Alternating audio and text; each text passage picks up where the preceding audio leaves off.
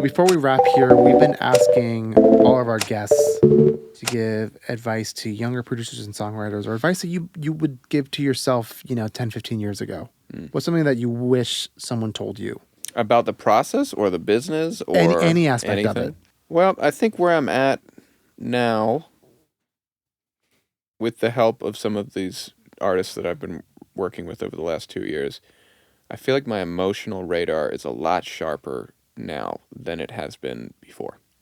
And I think sharpening someone's emotional radar is different for everybody. Okay. One of the biggest things that I want to tell people in the creative field is to read books. Wow.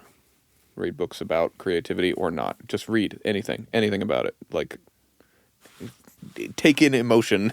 In my case, listen to books. But there you go. Listen to books, watch movies, and think about the emotions that are happening when that's going on, because we're dealing in those same spaces. Yeah. And there was a period in mid-2010s where I was aware of this idea that maybe there was some sort of formula or some sort of like Max Martin rules that if I just like do things in this way, then I will find myself among the successful people.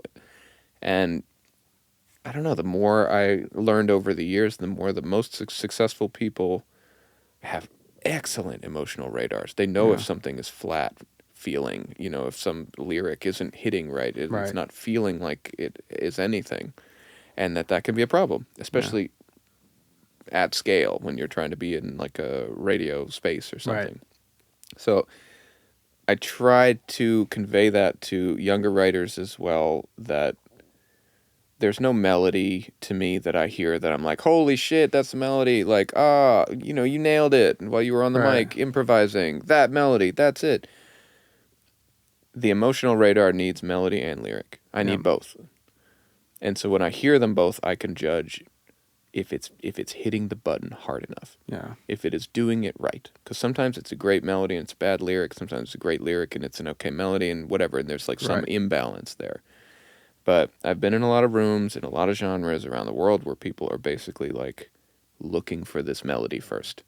Looking for it to fall out of your face in a way that like everyone can point and go, that's it. Isn't that great? That's amazing. What a hit melody that is. And I've never, ever felt like that when I hear those things.